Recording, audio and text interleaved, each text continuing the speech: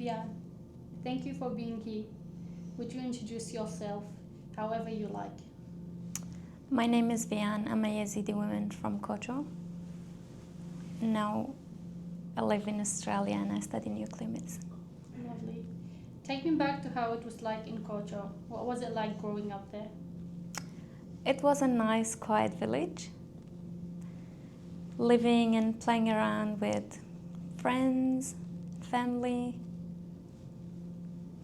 What did an ordinary day look like for you as a little girl? From going to school, if you went to school, from playing with friends?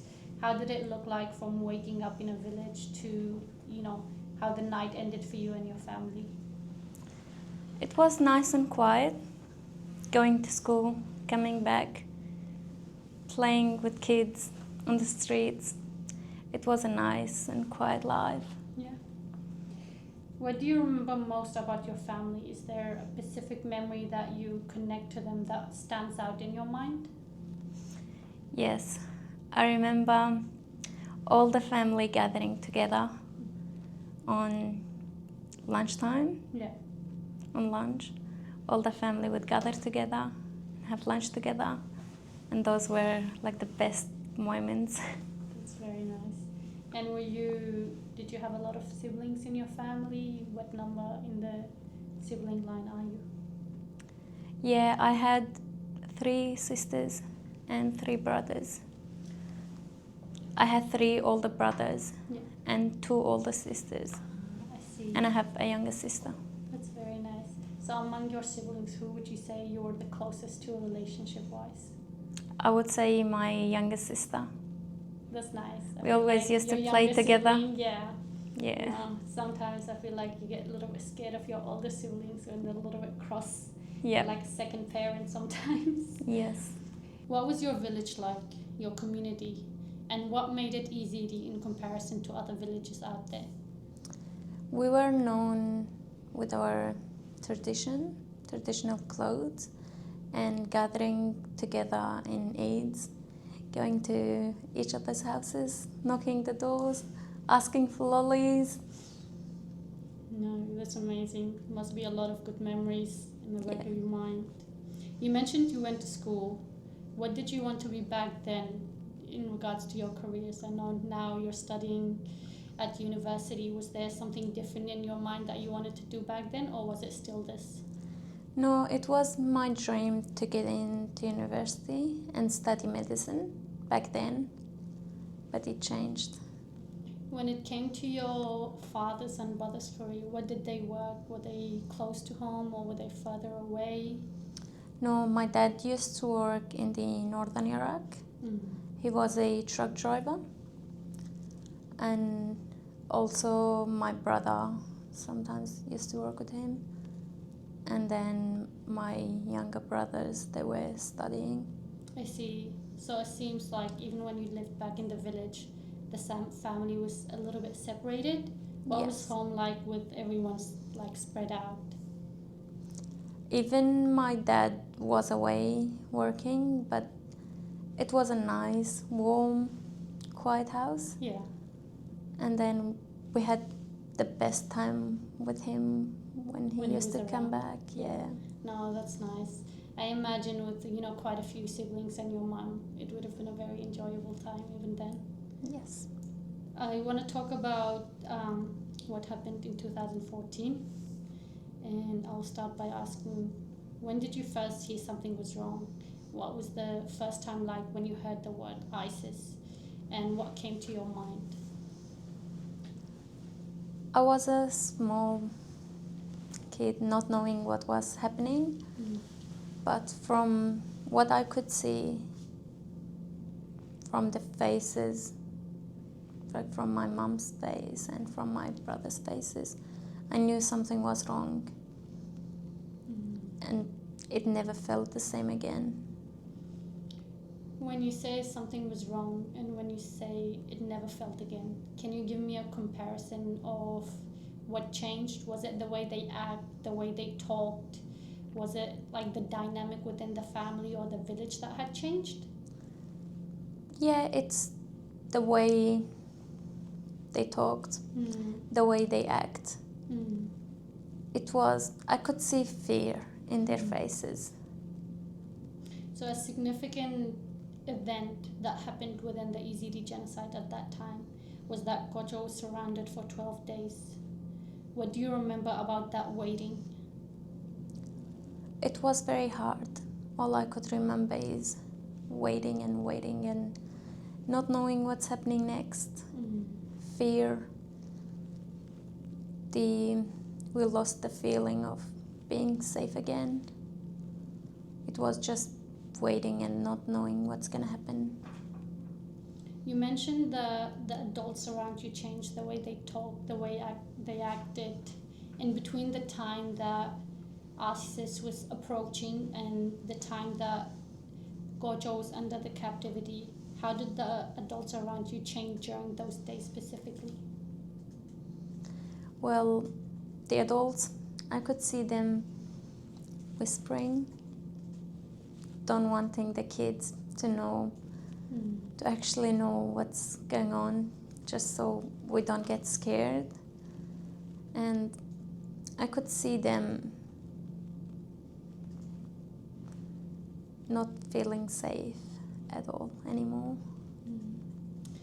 I think like adults and many Yazidi parents, even in the depth of fear, they try to protect their children and make them feel safe, even when they themselves don't know what's going on. And I think that's a very, very amazing trait. When you say you heard whispers and when you say you heard them talking about it but trying to almost hide it from you, Yeah. what did your family talk about? Did they talk about what might happen, or did they talk about trying to leave the village? They did talk about trying to leave the village and going to the Sinjar mountain. We did try to escape from Kojo after the 3rd of August. We did go to Sinjar, but then after we saw ISIS cars and they returned us back to Kojo and they said, you guys are safe there, there's nothing, we'll protect you. And they returned us back to Kojo. I see. That must have been a very difficult experience. You mentioned your dad walked away sometimes. When the incident happened on 3rd of August and during those time that Kojo was in captivity, was your dad with you or was he away at work? No, my dad was away working, but he did try to save us. He used to talk to us almost every day. He also bought us a new car to try and escape, but it never happened. When you say he was talking to you, was that phone calls? Was he calling? Yes, phone calls. And he bought that car trying to rescue you from inside Kojo? Yes. I see. I want to talk about a very important date for you and for all of Yazidis. I want to talk about August 15. Walk me into the morning if you can and tell me to the best of your ability, what was that day like? How did you feel? What did you think? And what did you see? Well, it was just another day, not knowing what's gonna happen. We woke up in the morning not knowing what's gonna happen later on the day.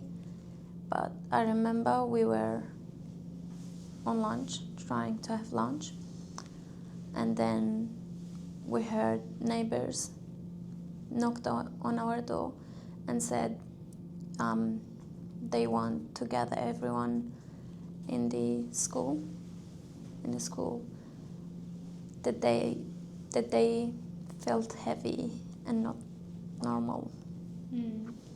When you say they wanted to gather everybody in the schools, this was ISIS who was trying to collect everybody and bring them to the one location? Yes, ISIS were trying to collect everyone and bring them to the school, and whoever would refuse, they will hit them with guns. Yeah. And even I know if someone got shot because they refused to gather in the school. I want to understand more about that heavy feeling you felt. Was it like a sense of danger in your heart, or was it like a state of mind that you felt confused and almost dizzy? What was that feeling like? Well, at first I felt very confused and unsafe. I was a kid, not knowing what's going around. I felt very scared, and I remember I just grabbed my mom's hand and I was trying just to walk behind her, trying to hide behind my mom. And you were how old at the time? 9. 9 years old. Wow. You mentioned going to school and having a lot of nice memories over there, some of the best memories of your childhood. They also took you to school to hold you in captivity. What do you remember about being inside it?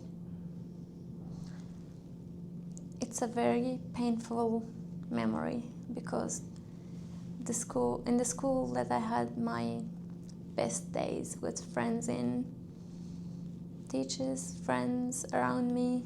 I saw ISIS gathering everyone in the school, taking all the money, all the gold, phones and everything.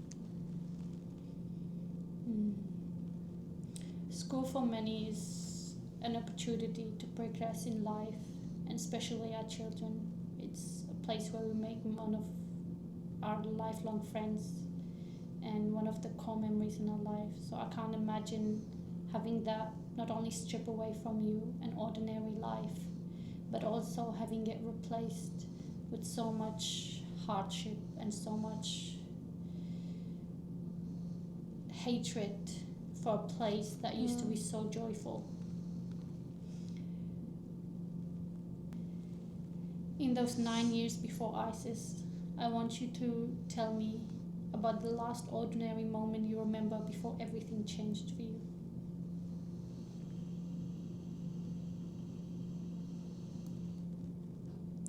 I remember playing around with my siblings, and I also remember when my siblings and I and my mom, we all used to gather and make olives. I remember those days. And I also remember my mom, because my mom used to sew clothes. I remember her sewing us clothes. And they were the best clothes ever. I can imagine. I think, a lot of love goes into making those things. And I think no amount of money or time can replace those. And you mentioned olives. Did you have a little farm, a little garden on the house? We did. We have a garden at my house. And we had all those different trees, grapes, olives, pomegranates. Got a lot of pomegranates. Did you often help? I know you were very young, but did you often help your parents, take care of the trees, plant the little vegetables? I want you to tell me about what it was like as a child, not only in the village, but in your perspective, in a warm and loving family and in that little farm. Yeah, I remember we had a big backyard. So, I used to help my mom with watering the trees sometimes because it was very, very hot in summer and we didn't have a lot of rain. So I used to water the trees sometimes, but I would get very scared because of the chickens around. No, that's very sweet. And it's very adoring to hear you talk about all these loving memories and such childish perspective on life and almost innocent.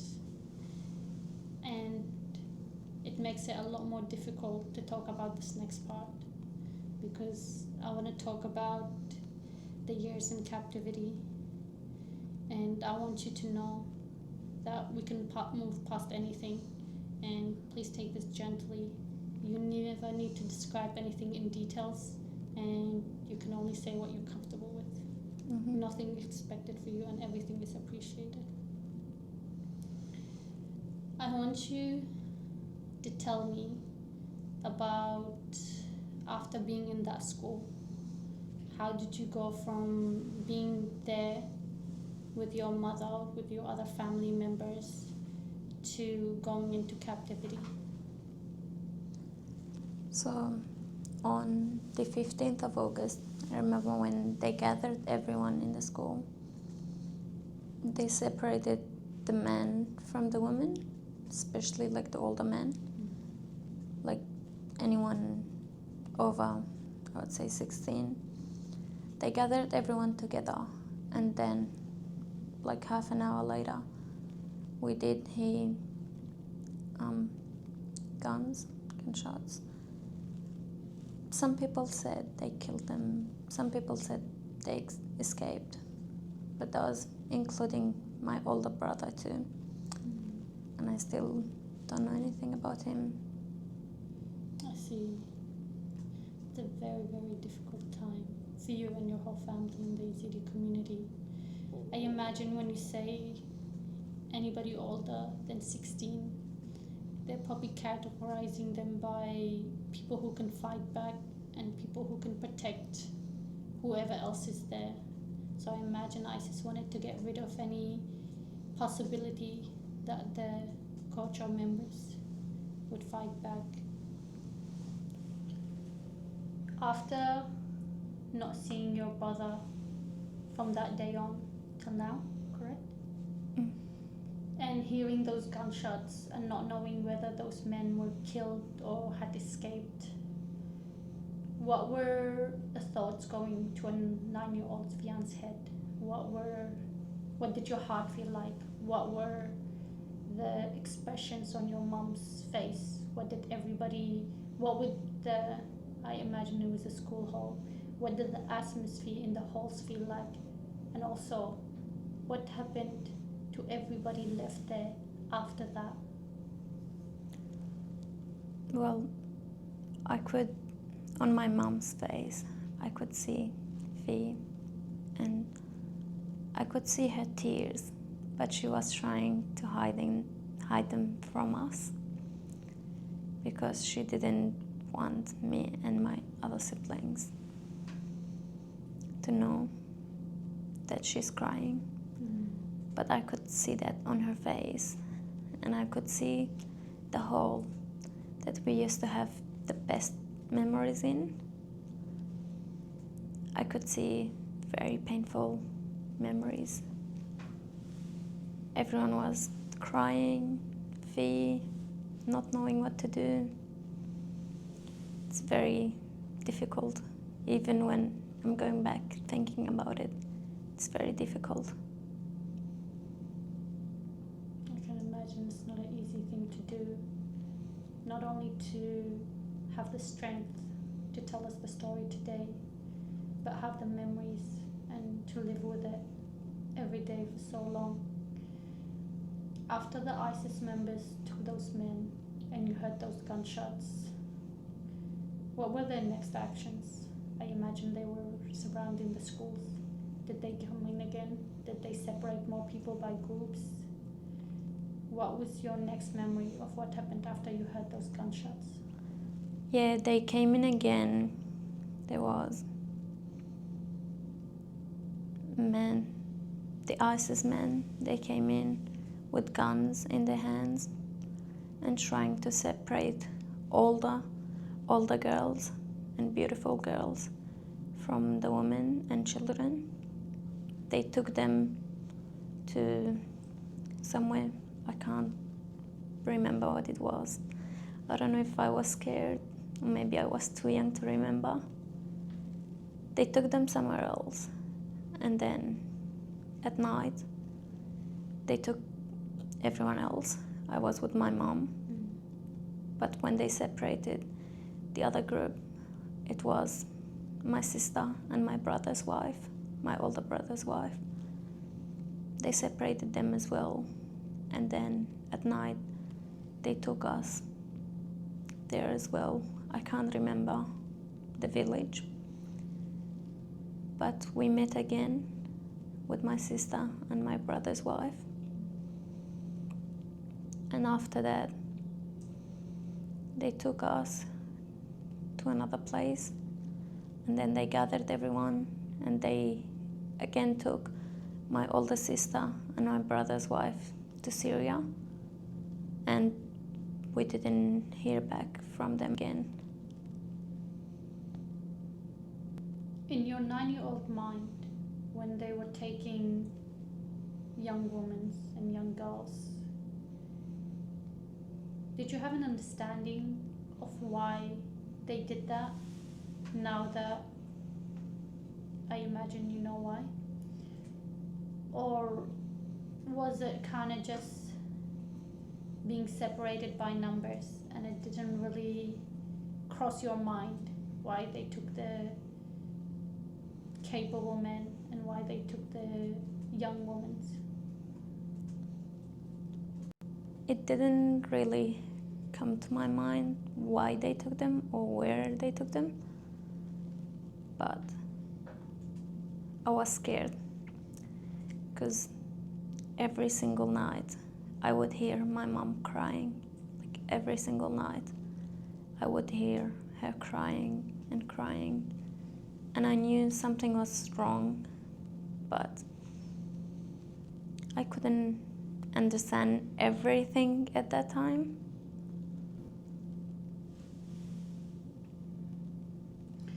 Over the course that you were in ISIS captivity, you were moved through many places. Are there moments or people from that time that you want the people listening to us right now to know about it? Well, we did move to a few different places, and in one of the places I was with my mom, my younger sister, and my brother, and we used to take care of the sheep and stuff. And at that time we did try to escape. We walked for hours and hours with a few other families, but then we could see ISIS from a distance. We could see them, and this made us go back. So we went back because it was surrounded by ISIS everywhere. I imagine when you were surrounded by ISIS and you saw as far as the eye could see, there was no hope. You couldn't imagine a possibility where you could escape that time. No, there was no possibility to escape. It was all surrounded by ISIS. In those difficult days where you went through abuse, when you saw your mother crying every night, when you didn't know where your brother was or where your sister-in-law and sister were, what got you through those days? Was there anything you held on to? Yeah, what got me through those days was my siblings and my mom, especially my mom. I would go to my mom. Every single thing would happen, I would go to my mom. I would hug my mom. I would hold on to my mom. I would say, that's what it got me through these days. I think it's amazing that even as an individual, she must have been so scared herself. She must have been, full of doubt, not knowing what's happening. So it's amazing. It's very amazing that she was capable of giving you that sense of safety to hold you together as children. When you were taking care of the ISIS sheep and you were being forced into labor there, what got you? Were there other girls or women with you? What did you mean to each other, as you may have been strangers or you may have been from the same village, but when you were there together, what did that mean to you? There was other families with us too, and we were holding into each other. You mentioned your attempt at escaping with your mother and your other siblings. What was it like after you came back, knowing there was nowhere to go and that you had to stay with those people? How were they treating you? In the way they spoke to you, in the way they physically interacted with you? Well, after trying to escape and knowing that we couldn't, and it's all surrounded by ISIS, it felt impossible to escape again. It was really hard because we were trying really hard to escape. After knowing we cannot escape, it felt impossible. And the ISIS were not treating us like humans.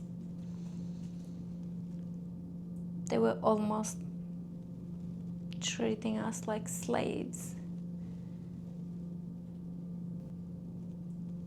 How would you describe their treatment of you when you say they treated you like slave? For somebody who doesn't know what it was like to be in captivity, somebody who has never heard of Yazidis or the story or ISIS, can you tell me what it was like to be treated by them like slaves, like less than humans? They would come in every time, pick the beautiful girls, young women, take them away, take whoever they want, kill whoever they want, and they would force us to take care of their farms and sheep.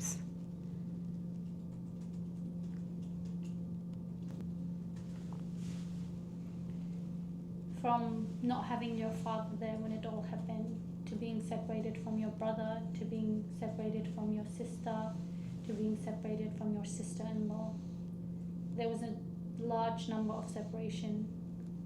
What do they mean to you when you look back at them now?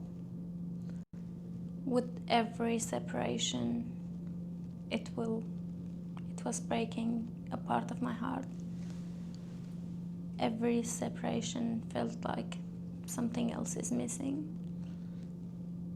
It was very painful because every time I would say, okay, I have a part of my family with me, at least I have one part of my family with me, they would separate someone else, and it would break my heart more, even more.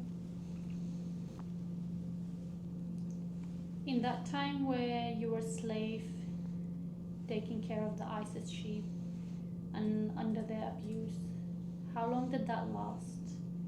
And where did you go to after that? Did you remain with your mother and your siblings, or were you separated from them after that? It lasted about 4 months, and then after that they took us to another village, and in that village they separated the children from their mothers again. It was so difficult because even going back thinking about it, it hurts me every day until now. Because I remember when they gathered everyone and they were separating the children from their mothers. The mothers were trying to hold on to their kids. I remember even my mother was trying to hold on to me and my sister. But an ISIS member came to my mom and hit my mom and took us away from my mom. And that breaks my heart, because I think the most wonderful and important thing in your life would be your mom. And seeing them, like seeing the ISIS treating your mom like this, it breaks me from inside. It's a very painful memory to live with.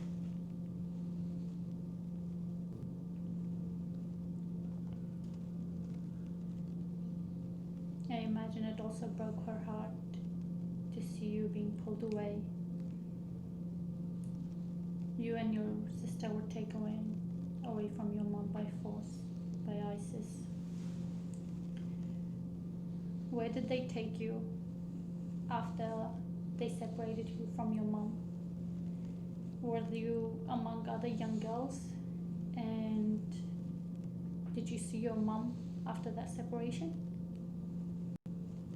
After the separation, I didn't see my mom again, but I was among with other kids in my age, like anyone under 12. We were gathered at a school again.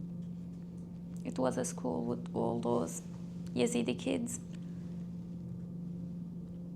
We had people saying they were taking care of us, but they didn't treat us like kids. ISIS would come in every day, look at the kids, take whoever they want. And on one day, they separated me from my sister again. On that day, I lost my last hope. After that day, I lost the hope to live anymore. It was the last thing I was holding to, my sister. She was the last thing I was holding to, but they separated me from her.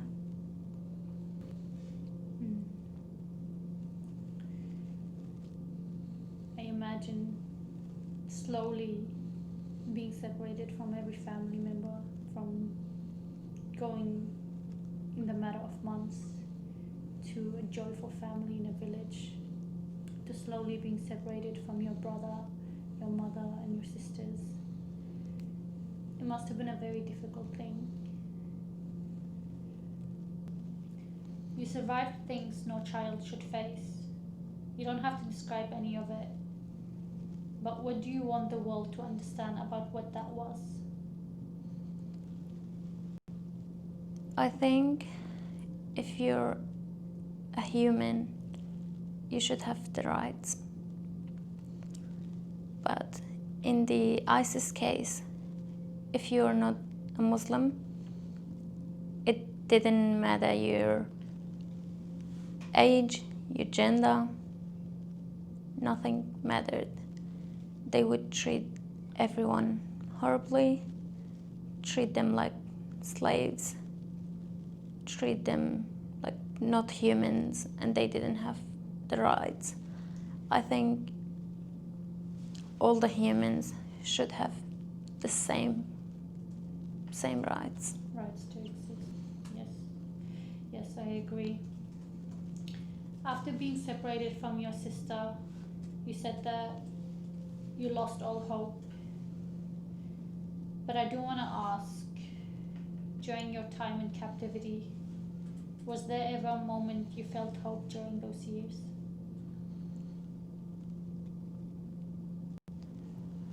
I did feel hope 2 years into captivity, and that's when I heard my dad was looking for me, and he never lost hope, and he did send 2 people to rescue me, but we were trying to escape, but we couldn't because 2 members of ISIS saw us. They gathered us, and I saw them hitting those 2 men. They were trying to rescue me. They were hitting them, and I even saw them slaughtering those 2 men in front of my eyes. Like, they killed, just like imagine you're not even 12 years old and seeing 2 men getting killed in front of your eyes. It's really hard.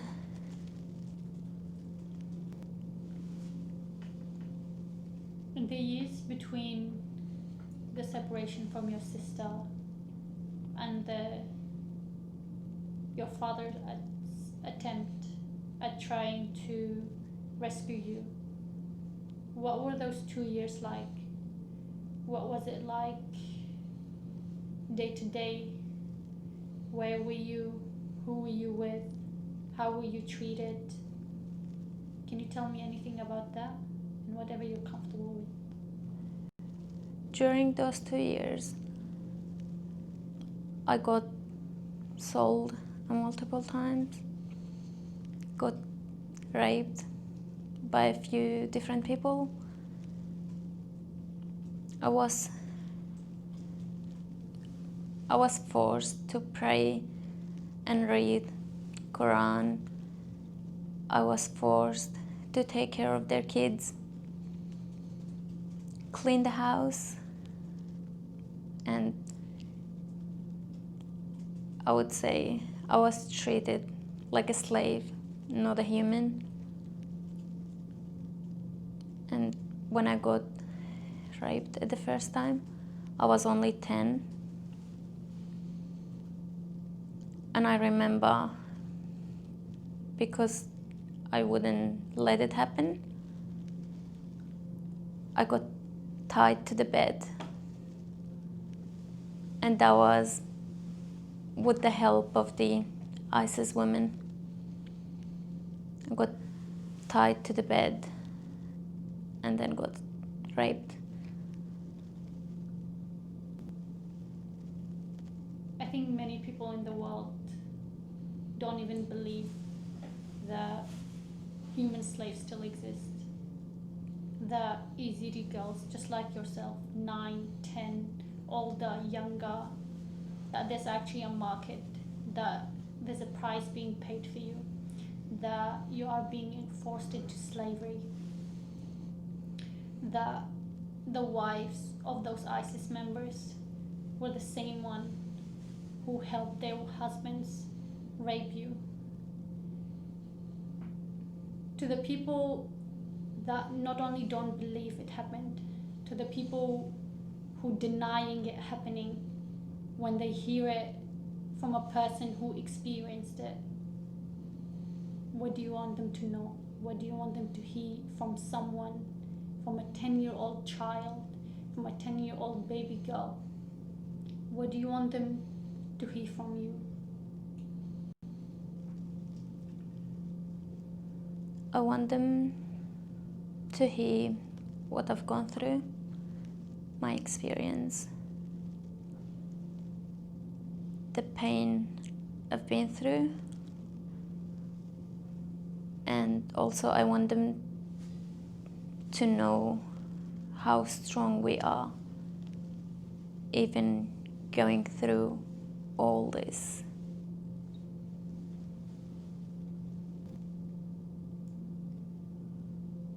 During your time in captivity, being treated like a slave, like less than a human,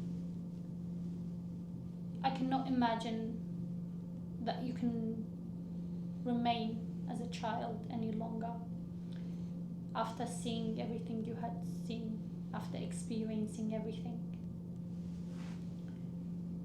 What did you have to become? What did you have to change inside yourself to be able to survive that time? I had to grow up very quickly. Even for a kid in my age, I had to grow up very quickly to be able to survive, to be able to live with those painful memories, with this loss.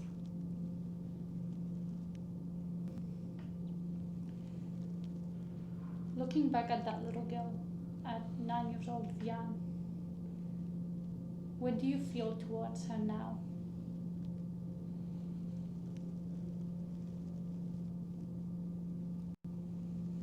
I feel very proud. She's very strong. I'd say she's very strong now. But Sometimes it's so hard to be strong. It's hard to live with those memories every single day. And knowing no one is really helping to find the missing ones. And I feel so guilty because I can't do anything about it. I really want to, but I can't do anything about it. It's so hard and it's so painful. I agree on your answer about her, and I think she too would be very proud of the person you have become today.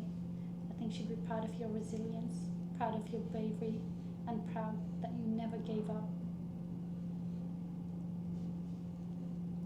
You mentioned your father tried to rescue you. What was it like after 2 years in captivity, after 2 years in no contact, after being separated your whole family for 2 years? What was it like knowing he never stopped looking for you, that he never lost hope? It made me feel stronger. It gave me hope, knowing that my father never lost hope and never stopped looking for us. He had to pay to rescue me, and $30,000 is not a small number. But he paid it, and he was ready to pay even more and more for them just to bring one of his kids back. It made me feel proud and strong, knowing my father never stopped looking for us.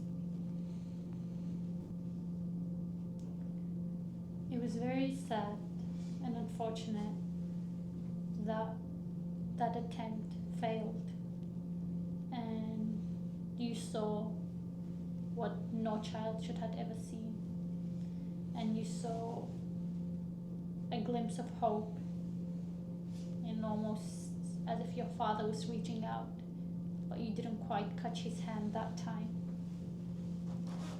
After seeing that, after the attempt failed, did you still believe you'd get out after that? No, because after the attempt was failed, I got sold again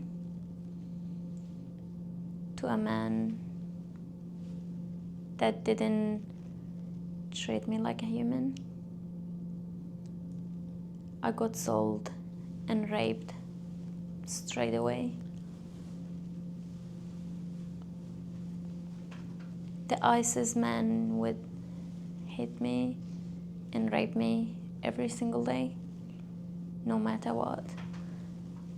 No matter how painful it is, no matter how tired I am. Even my age didn't matter.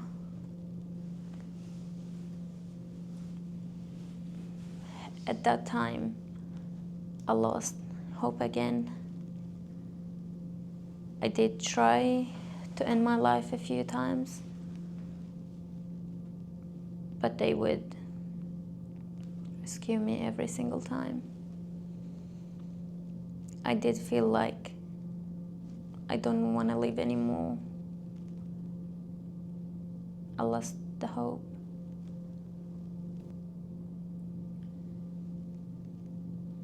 I want the audience to understand what it was like during that time. I want them to have a perspective of you being inside that house. Can you tell me, were there other Yazidi girls in captivity with you in those houses, or was it one Yazidi slave per house? Was it a husband ISIS member and his wife, did they have their own children? How did those wives, if they had children, how did they treat you?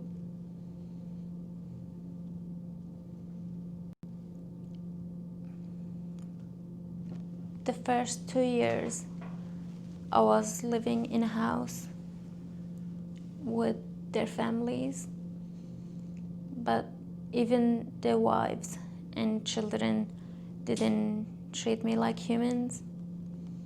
They would force me to take care of their kids and do everything. But the last time I got sold to a man who was living alone. Every single day it would get harder and harder. And I don't even know how I survived. Because being only 11 years old, it was very hard to go through raping, slavery, all those things every single day. Not a day or two, every single day. The last time that you were sold to that man who lived alone, do you remember the location of where he lived? And what were the last moments, the last days before you were rescued were like?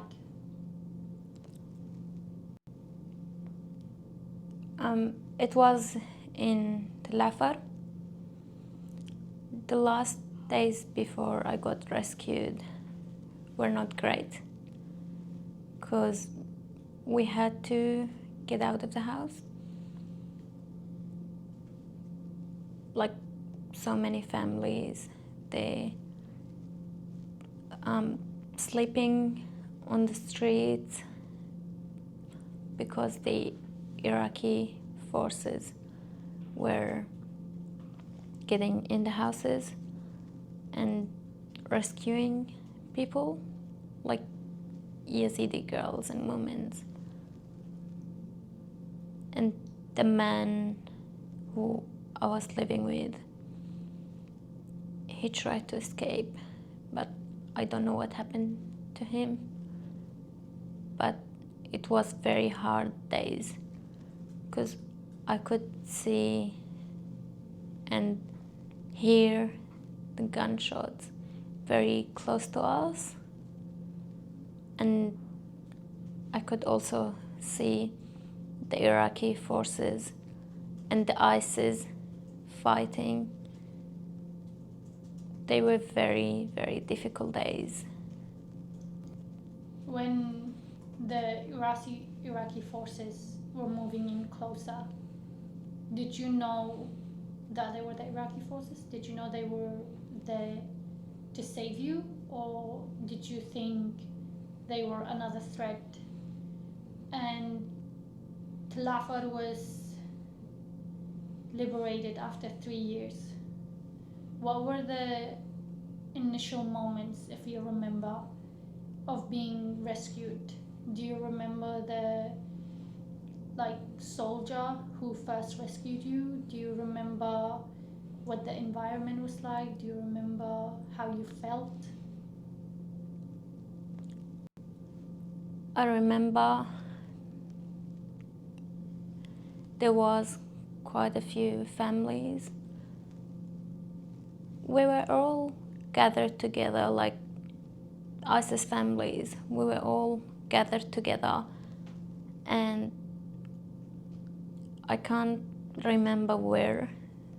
It was in Tel Afar, but I can't remember what area it was specifically. But when the Iraqi forces came in, I met with 2 other Yazidi girls. I met with them, and I told one of the Iraqi forces man, I told him who my dad was, and like what's my full name, where I'm from. And he called my dad to come and get me. And I think it was one of the best moments in my life, knowing that I'm finally free and my dad is coming to get me. You talked about having other families there and meeting up with 2 other Yazidi girls.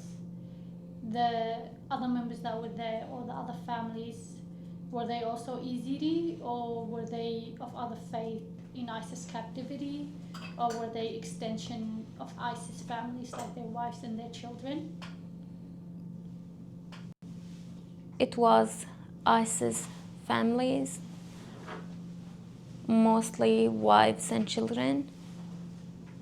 And because all the men, like all the ISIS men, went to fight with the Iraqi forces, so it was mostly their families, their wives and kids. I couldn't see any other Yazidi women and girls until I met with the Iraqi forces. After 3 years of torture, after 3 years of captivity, after 3 years of being treated as less than a human, did it feel real right away when you were rescued, or did it take time for it to settle in? I imagine that instant light of hope and that instant gratitude that your situation was changing must have hit once you heard your father's voice, once you heard that he was coming to rescue you. But you had gone through so much change at such a young age in such a short amount of time. Did you immediately settle into the idea that you were being rescued, or did it take you some time? It was hard because of what I've been through. It was hard, and I didn't believe that I'm finally rescued, I'm finally free. It took me some time to believe that, but when I saw my dad again and I met my dad, I remember the first thing I did, I hugged him, and I couldn't believe. And because of what I went through, I forgot mostly all my relatives. I couldn't remember anyone but my dad and my sister. And even going back, I've forgotten most of my neighbors back home. There is so many beautiful memories. I know that I've forgotten. I think it's because what I went through, it was really hard, that made me forget all the beautiful things that happened to me before. But it did take me a while to believe and to understand that I'm free and I'm safe again.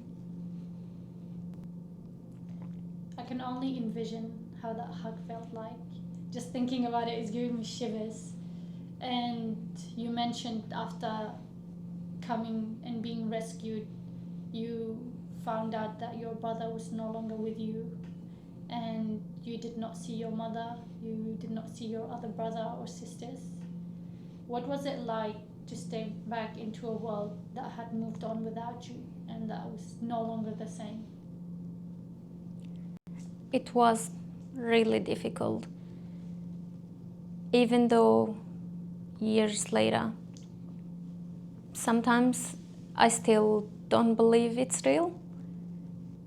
Sometimes I still think it's a nightmare I will wake up in the village surrounded by my family, friends, neighbors. It's very hard to believe what we've been through. It's really hard that even made me even forget my own language. I had to relearn my language again. It was very hard because of what we've been through. But I still don't believe it's real. I can't imagine a human treating another human this way. It's almost like a horror movie. You watch it and the rest of the world thinks, oh, well, it's not real, it's directed, there's cameras behind the scene. But what you experienced was worse than a horror movie. And there was no cameras and there was no directions.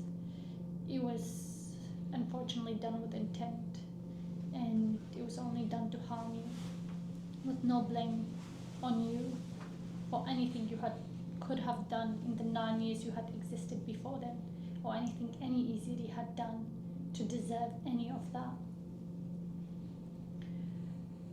After you were rescued, how did you find out that your mother, your brother, and your sisters were not rescued either? Did you almost expect them to be there? Or were you aware that you were only seeing your father after you were rescued? I didn't expect that they will still be missing when I was rescued. I was full of hope, saying that I would see my family again. I'll see my mom, I'll see my brother, I'll see my sisters. But as soon as I went back home, I didn't see my mom. I didn't see my other sister. I asked about my brother, and they said he had passed away. I lost all that hope, and I knew I'm not gonna live like a normal child anymore. Not having your mother or any members of your family other than your father and your sister till today, and not knowing the faith of some of them till now, whether they are alive or they are in captivity. How do you carry that with your day-to-day life? How is it like having that fact not only on your chest but also in your mind? It's very hard because until now I still see nightmares. I still see nightmares about ISIS attacking us again, and living without my mom and the rest of my family is very, very difficult. Even sometimes when I'm facing a difficult situation, I say, if my mom was there, it would have been much easier for me. And I think as a girl or as a child back then, everyone deserved to live beside their mom and their dad and their family. Live a nice, peaceful life. After you were rescued, did you ever go back to the village? And how was that like? 2 years ago, I went back to Iraq, but it was very hard for me to go back to the village. I didn't go back because there I had all the beautiful memories, but also all the painful memories. all the memories where the pain started from. It was very difficult for me to go back, knowing that I will remember all those painful memories again. Even till today, when some Yazidi girls are rescued, it's very a joyous occasion for them and for their family and for the extended community.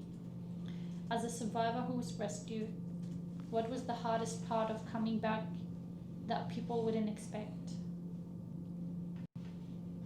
The hardest part is coming back to the life, coming back to the world. It's a completely different world. I wouldn't call being in the ISIS captivity alive. It's just slavery. It's not alive. Coming back to the life and trying to relearn everything, it's very difficult. It's just like a child trying to relearn everything again, trying to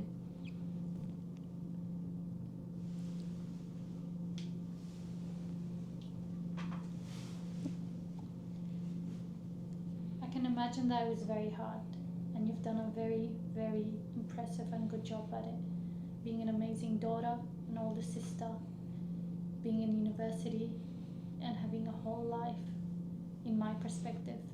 But I imagine no life is whole without your family. After being rescued and being reunited with your father and your sister, where did you go from there? Where did you live? What were the conditions like? From being slave for 3 years, did you feel human again? I was so disappointed because after going through all those hard times, I went to live in a camp, and even the Iraqi government didn't treat us like humans, even after everything we've been through, all our loss.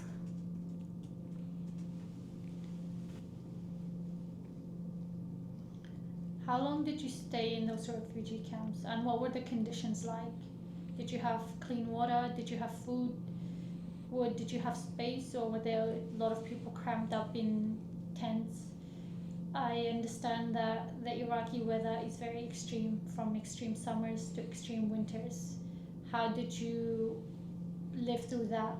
Were you provided from any psychological support or any physical support after surviving that horrendous experience? The conditions were really bad. I remember sometimes we were out of water for like 3 days, hardly have any water to drink. The government didn't really help with nothing. Even after all this, my dad had to go again and work to support us financially. And I had to take care of my youngest sister. There was no supports provided, no psychologists, nothing. From a perspective of a survivor who survived slavery, how did you deal with processing everything that had happened to you? How did having no support, living in those conditions, impact in your ability to rebuild? How did it impact on your ability to help your sister, to help around the house?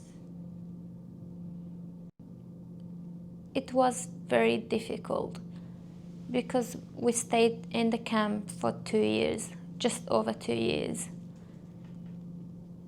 It was very difficult for me to support my sister, because what I've been through was a lot. I needed someone to support me first, for me to support my sister. But I couldn't really see anyone supporting me beyond my dad. Maybe if there was psychologists or the government support, it would have been much easier for me to recover and rebuild my life again and come to the real world again.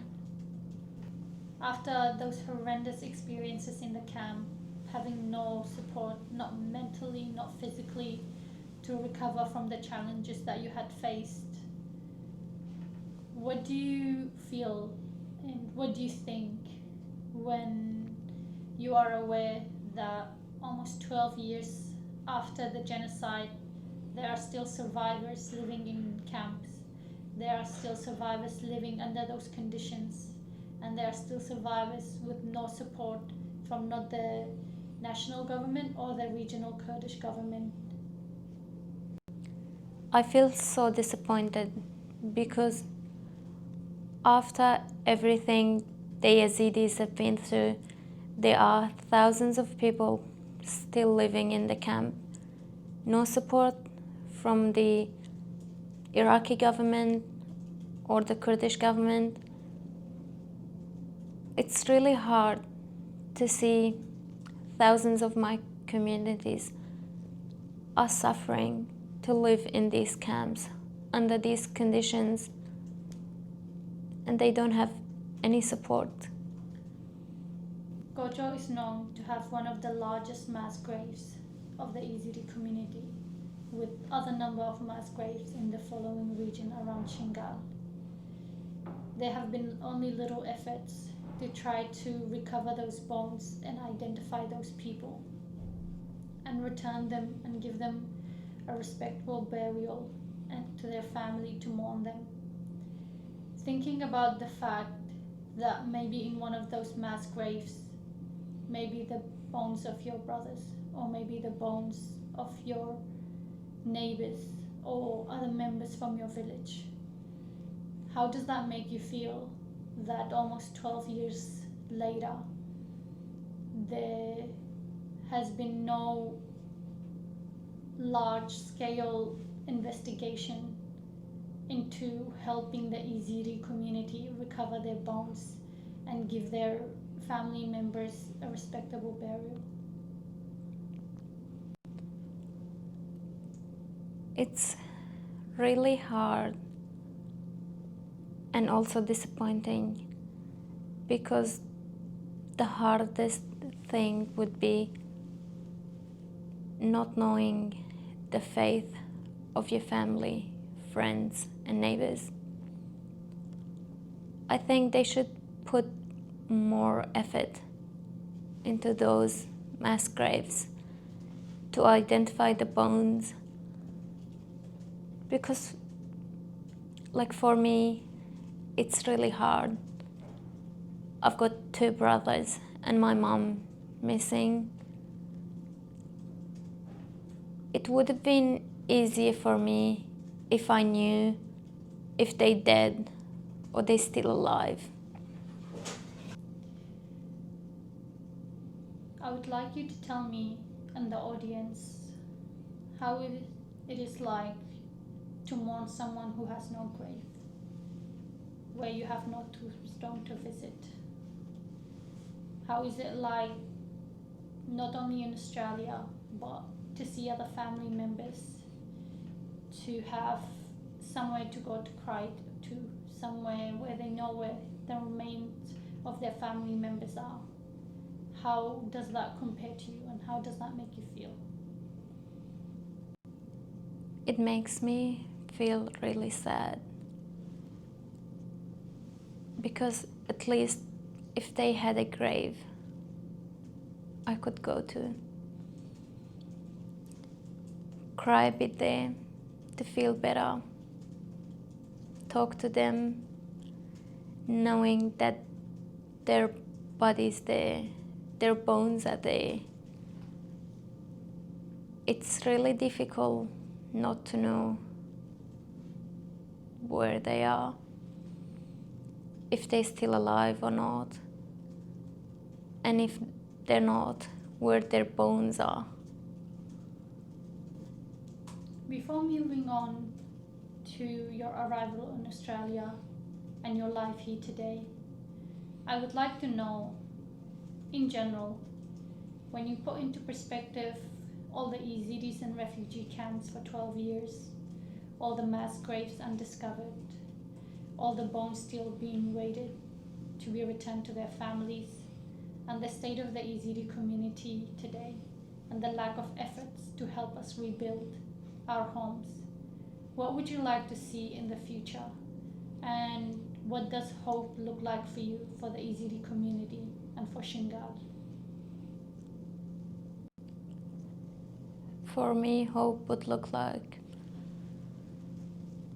the government putting more effort into finding the missing people and help with those mass graves to try and identify who these bones belong to.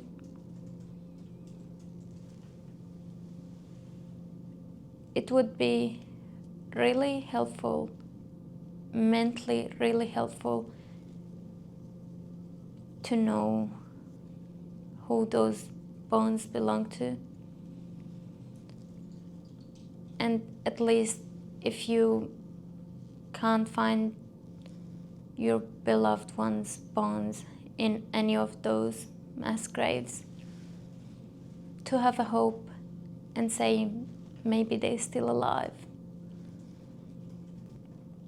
Beyond hope for the wider Yazidi community, as a survivor yourself, you see girls still being rescued till today. When you spoke about your experience after being rescued, you talked about the harsh conditions and the lack of help. What do you think help would look like to Yazidi survivors that are being brought back home after 12 years in captivity? Do you think it's right that they are still going back to the refugee camps that you went to? The support they are provided with is very limited, and it is up to them and their families to process all the trauma and grief they have experienced. It's really hard because even though going through all those hard times, coming back and having to live in those camps again, and I think Iraq is no longer a safe place to live. I think other countries' governments should help to take those refugee families out of Iraq. The processes have been very slow. I want the governments to know that those refugees have been through a lot, and Iraq is no longer a safe place for them. No support, not financially, not mentally.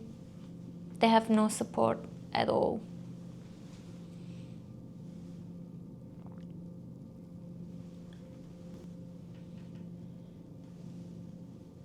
For the Yazidi refugees who have been provided with little to no help, and as someone who lives in Australia today, what are the efforts being provided here in Australia for Yazidi refugees that are not being provided in Iraq? And how was it like moving from Iraq to Australia?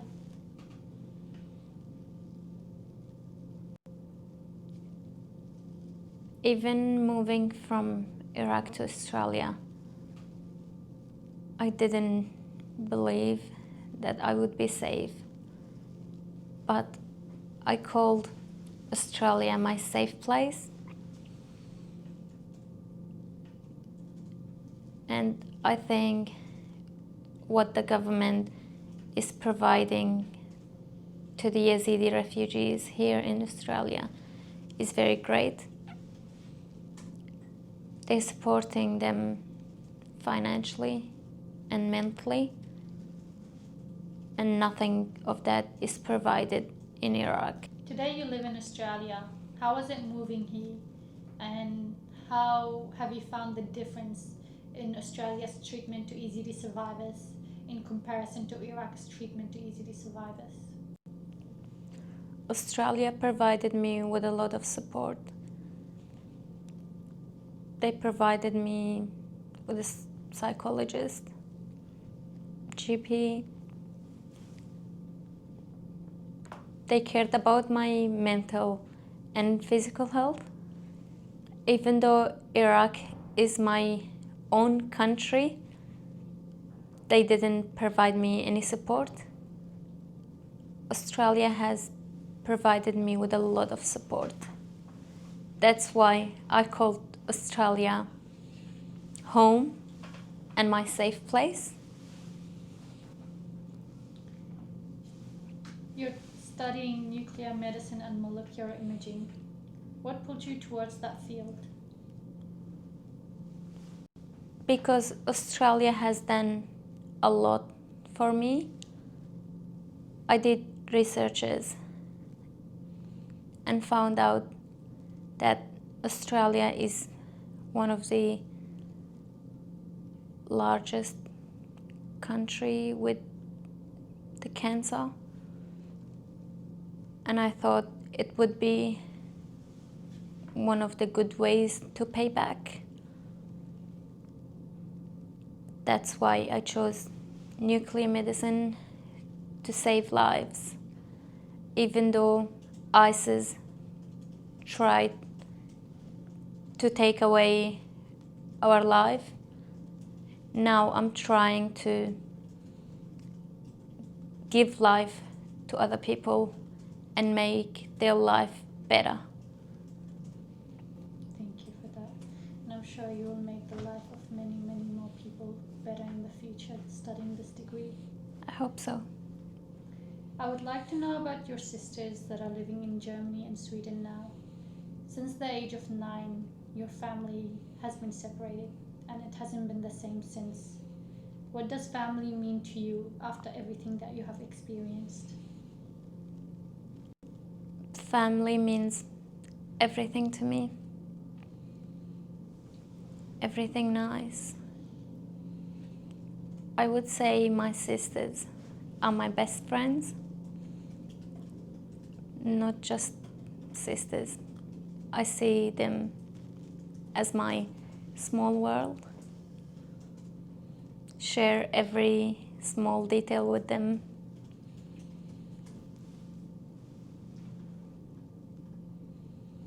It is nice, and I'm very happy that despite everything you experienced and all the tragedies you went through, that you still have a little piece of home with you and that you cherish it and you carry it in your heart everywhere you go.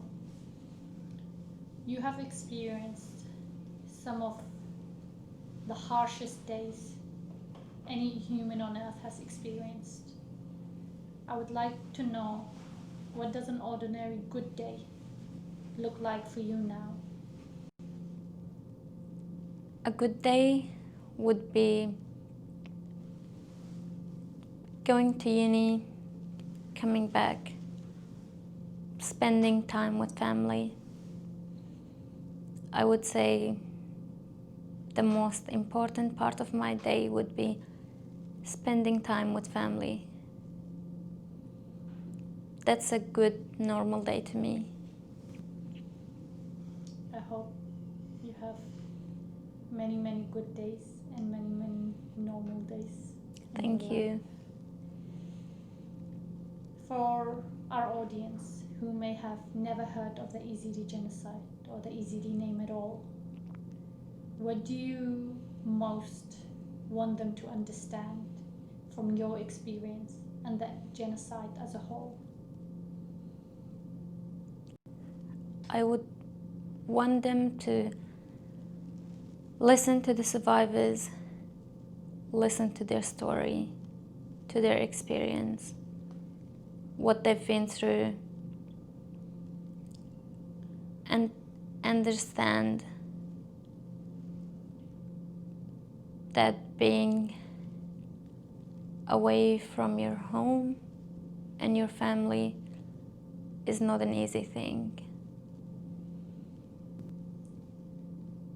12 years after the genocide, what do you want people to know is still happening till today?